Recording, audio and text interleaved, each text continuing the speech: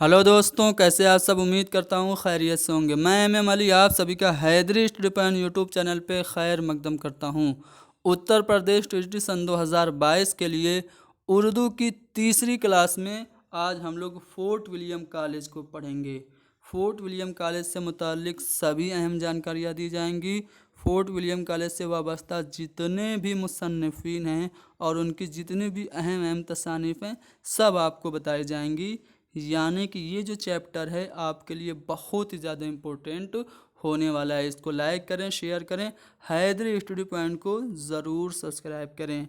अगली क्लास में हम लोग फोर्ट विलियम कॉलेज से रिलेटेड जितने भी इम्पोर्टेंट क्वेश्चंस बन सकते हैं उनकी हम प्रैक्टिस भी करा देंगे। तो चलिए शुरू करते हैं। फोर्ट विलियम कॉलेज की बुनियाद जो पड़ी वो लॉर्ड वेलेज़ली ने 10 जुलाई 1800 ईस्वी में कलकत्ता में रखी थी। वैसे तो बुनियाद पड़ी थी 10 जुलाई को, लेकिन 1799 में फोर्ट विलियम कॉलेज की बुनियाद से ठीक एक साल पहले इनकी एक जंग हुई थी टीपू सुल्तान से, अंग्रेज़ जिसमें फतहयाब हो गए थे और 4 मई को उनको फतह मिली थी। तो 4 मई का दिन अंग्रेज़ों के लिए यादगार हो गया था, उनके लिए खुशी का मौका था। तो उसी को वो लोग और यादगार बनाने के लिए जो 4 मई सन 1800 ईस्वी यानी कि जो टीपू सुल्तान है उससे जीतने के ठीक एक साल बाद का जो दिन था, उस दिन को इन्होंने फोर्ट विलियम कॉलेज के क़याम का दिन मान लिया। वैसे तो बुनियाद पड़ी 10 जुलाई को, लेकिन इसका क़याम अंग्रेज़ों ने माना कि फोर्ट विलियम का क़याम 4 मई सन 1800 ईस्वी को हुआ। ठीक है, अगर आपसे पूछे बुनियाद कब पड़ी तो आप बताएंगे कि 10 जुलाई 1800 ईस्वी को बुनियाद पड़ी। और फोर्ट विलियम कॉलेज कायम कब हुआ तो 4 मई सन 1800 ईस्वी को कलकत्ता में लॉर्ड वेलेज़ली के हुक्म पर। आगे बढ़ते हैं, अगला पॉइंट देखते हैं। अच्छा, फोर्ट विलियम कॉलेज को सन 1854 में बंद भी कर दिया गया था। किसके हुक्म पर? लॉर्ड डलहौजी के हुक्म पर। तो लॉर्ड डलहौजी के हुक्म पे 1854 में फोर्ट विलियम कॉलेज को बंद भी कर दिया गया था। अच्छा, फोर्ट विलियम कॉलेज बनाया क्यों गया था? मकसद क्या था फोर्ट विलियम कॉलेज के क़याम का? तो इसका मकसद था अंग्रेज़ मुलाजमीन को हिंदुस्तानी तहजीब और तमद्दुन से वाकिफ़ कराना। जो अंग्रेज़ आए थे हिंदुस्तान में वो यहाँ का कल्चर और यहाँ की जो संस्कृति थी वो जान पाएँ, इसीलिए फोर्ट विलियम कॉलेज का क़याम किया गया। और फोर्ट विलियम कॉलेज में जो हिंदुस्तान की मायानाज़ किताबें थीं उनको आसान उर्दू ज़बान में ट्रांसलेट किया गया ताकि अंग्रेज़ अफसरों और मुलाजिमों को वो हिंदुस्तान का जो अदब है, हिंदुस्तानी जो तहजीब और तमद्दुन है, जो यहाँ का कल्चर है, संस्कृति है, वो उन्हें समझ में आ जाए। अच्छा, फोर्ट विलियम कॉलेज के पहले प्रोफेसर और सदर कौन थे? जॉन गिलक्रिस्ट थे। वैसे तो आमतौर से ख्याल है कि फोर्ट विलियम कॉलेज के प्रिंसिपल थे जॉन गिलक्रिस्ट, लेकिन वो बात सही नहीं है। सही ये है कि जॉन गिलक्रिस्ट जो थे वो शोबे हिंदुस्तानी के, फोर्ट विलियम कॉलेज के शोबे हिंदुस्तानी के वो हेड और प्रोफेसर थे। ठीक है, तो ये पॉइंट आपको याद रखना है। आगे बढ़ते हैं। फोर्ट विलियम कॉलेज के शोबे हिंदुस्तानी के जो पहले मीर थे वो कौन थे? पहले मीर मुंशी जो थे वो कौन थे? बहादुर अली हुसैनी थे। फोर्ट विलियम कॉलेज के शोबे हिंदुस्तानी के पहले मीर मुंशी बहादुर अली हुसैनी थे। बहादुर अली हुसैनी के बारे में कुछ अहम जानकारी और उनकी तसानीफ आगे आपको बताई जाएगी। मीर शेर अली अफसोस की किताब का नाम क्या है? बाग़े उर्दू, जो कि गुलिस्तान सादी का उर्दू तर्जुमा है। ये फोर्ट विलियम कॉलेज की पहली मतबूआ किताब है। इम्पोर्टेंट पॉइंट, अक्सर पूछा जाता है कि फोर्ट विलियम कॉलेज की पहली मतबूआ किताब कौन सी है? तो बाग़े उर्दू है। यह सवाल इस तरह से पूछा जा सकता है कि मीर शेर अली अफसोस ने बाग़े उर्दू के नाम से किस किताब का तर्जुमा किया? तो गुलिस्तान शादी का तर्जुमा किया था। आगे बढ़ते हैं। अगले पॉइंट में ये कहा जा रहा है कि गिलक्रिस्ट ने किताबों की इशाअत के लिए हिंदुस्तानी प्रेस के नाम से एक इदारा भी कायम किया था। तो गिलक्रिस्ट का बहुत ही ज़्यादा रोल है उर्दू को प्रोग्रेस कराने में। उसने क्या किया था, हिंदुस्तानी प्रेस के नाम से एक इदारा भी उसने कायम किया था। और जब वो इंडिया छोड़ के चला गया 1805 में, तो उसने जो रिकमेंडेशन दी थी, जो तजवीज़ दी थी, जो सजेशन दिया था, उसी को फॉलो करते हुए 1832 को उर्दू सरकारी ज़बान करार दे दी गई। ठीक है, पूछा जाता है कि उर्दू को सरकारी ज़बान का दर्जा कब मिला, तो 1832 ईस्वी को मिला। ठीक है, किसकी तजवीज़ पर, जॉन गिलक्रिस्ट की तजवीज़ पर। यानी कि जॉन गिलक्रिस्ट ने उर्दू के लिए एहसान किया। इसी वजह से मौलवी अब्दुल हक कह रहे हैं कि जो एहसान वली ने उर्दू शायरी पर किया, वही एहसान गिलक्रिस्ट ने उर्दू नस्र पर किया। ये कोट जो है बहुत इंपॉर्टेंट है। अक्सर पूछा जाता है कि जो एहसान वली ने उर्दू शायरी पर किया, वही एहसान गिलक्रिस्ट ने उर्दू नस्र पर किया। ये कौल किसका है, तो मौलवी अब्दुल हक का है।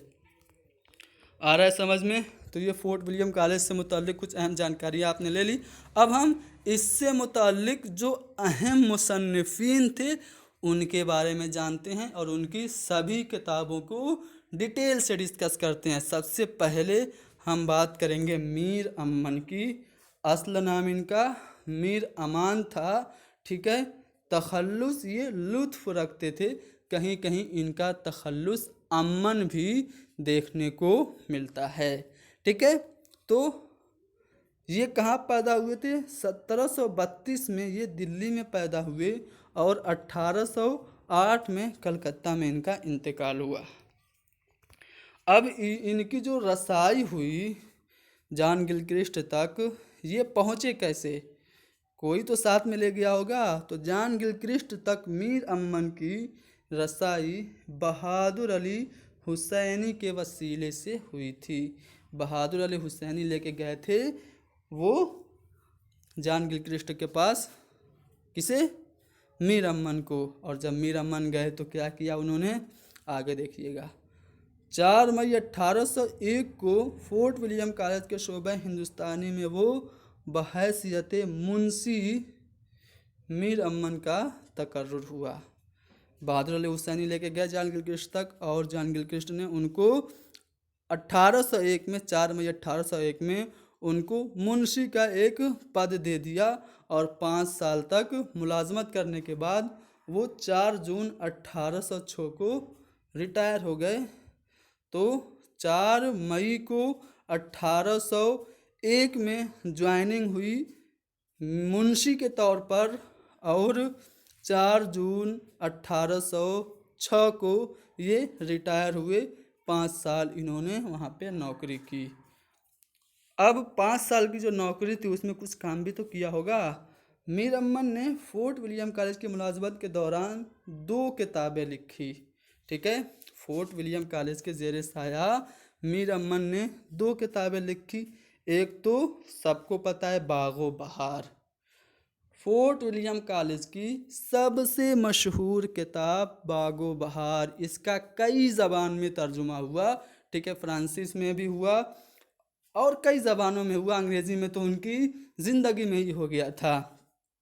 तो बागो बहार जो है ये जॉन गिलक्रिस्ट की फरमाइश पर 1804 में लिखी गई। कहीं कहीं 1803 भी है, लेकिन ज़्यादा ऑथेंटिक जो है वो 1804 है। बागो बहार जो है ये मीर अमन की तबज़ात तसनीफ़ नहीं है।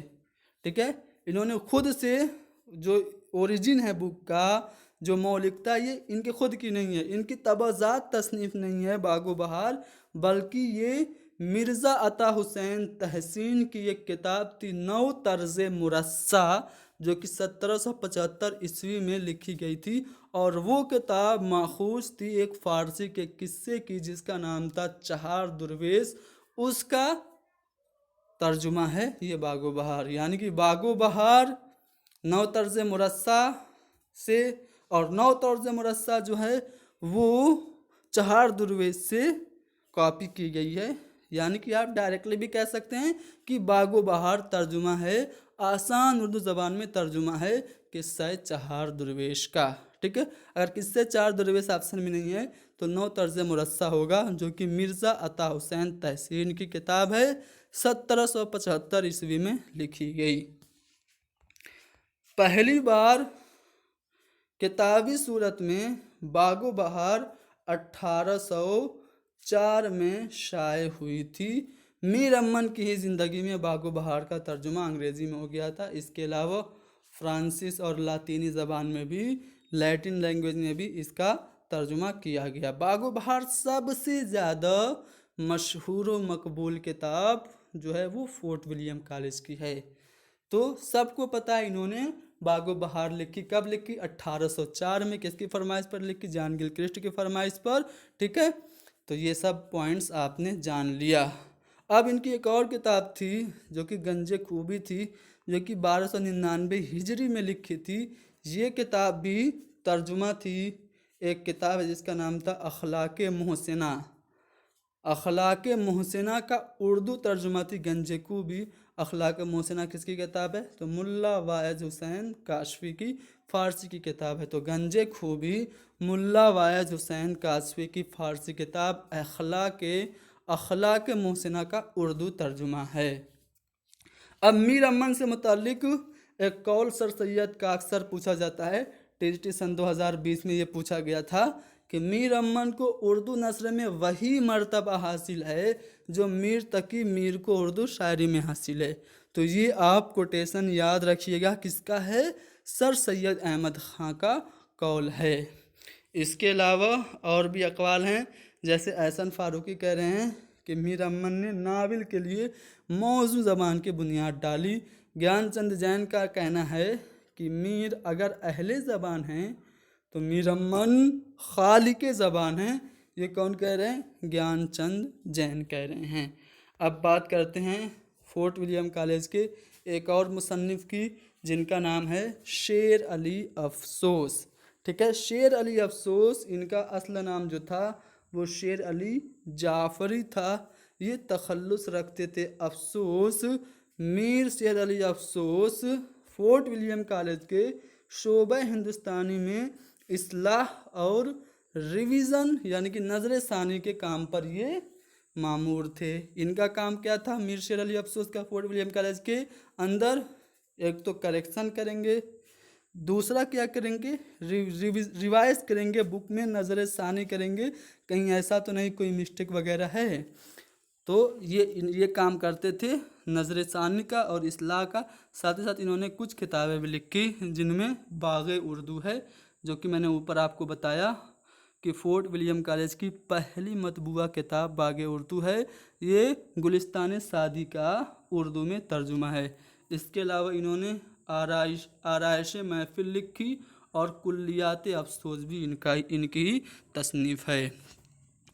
शेर अली अफसोस के बाद बात करते हैं हैदर बख्श हैदरी की। फोर्ट विलियम कॉलेज के ज़ेर साया सबसे ज़्यादा जो किताबें लिखी वो किन्होंने लिखी? तो ख्वाजा हैदर बख्श हैदरी ने। ठीक है, कहाँ पैदा हुए? दिल्ली में पैदा हुए। ठीक है, दिल्ली में पैदा हुए। इन्होंने फ़ारसी किस्सा हातिम ताई का तर्जुमा आराइश महफिल के नाम से किया था, जो मीर अमन की बागो बहार के बाद सबसे ज़्यादा मकबूल है। फोर्ट विलियम की सबसे मशहूर किताब बागो बहार। बागो बहार के बाद जो सबसे ज़्यादा मशहूर किताब है सेकेंड नंबर की, वो आराइश महफिल है हैदर बख्श हैदरी की।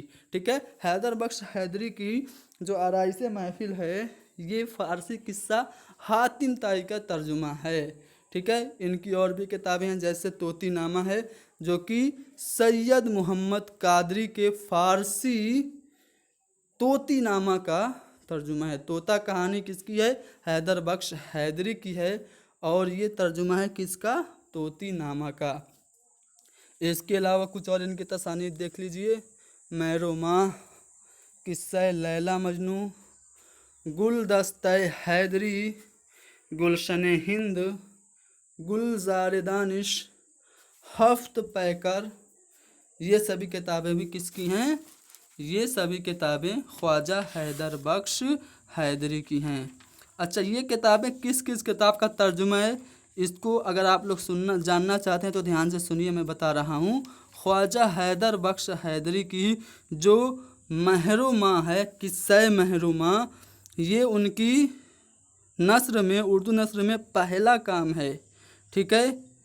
उसके बाद किस्सा लैला मजनू है, तोता कहानी। तो तोता कहानी आपको पता होना चाहिए कि ये उर्दू तर्जुमा है सैयद मोहम्मद कादरी की किताब तोती नामा का, मैंने अभी बताया। इसके अलावा आराइश महफिल है। ठीक है, आराइश महफिल तो आप जान ही गए, मीर अमन के बागो बहार के बाद सबसे ज़्यादा मशहूर है।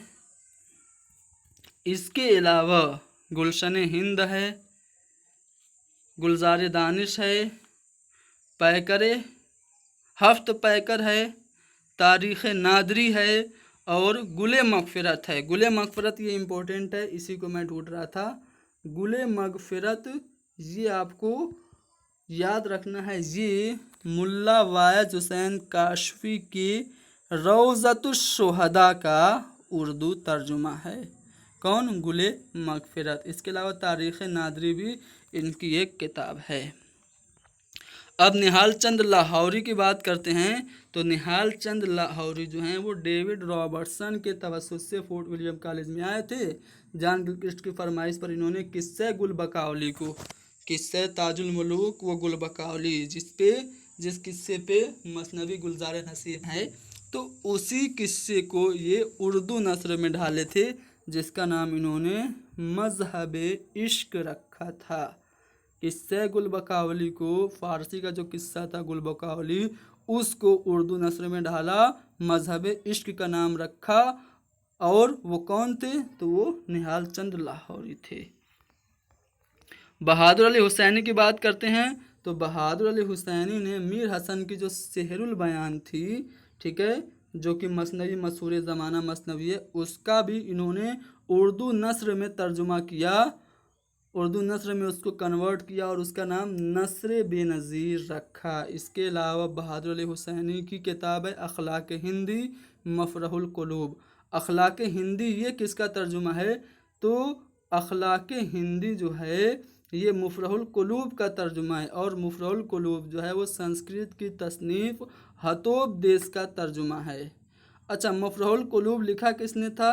तो मफरहुल कुलूब ताजुद्दीन मुफ्तुल मुल्की ने सूबा बिहार के मलकुल मुलूक को नुसरतुद्दौला के हुक्म से संस्कृत से फ़ारसी में किया था, और मफरहुल कुलूब को उर्दू में अखलाक हिंदी के नाम से हुसैनी ने ट्रांसलेट किया। इसके अलावा नकलियात हिंदी और तारीख़ आसाम भी बहादुर अली हुसैनी की ही तसानीफ़ हैं।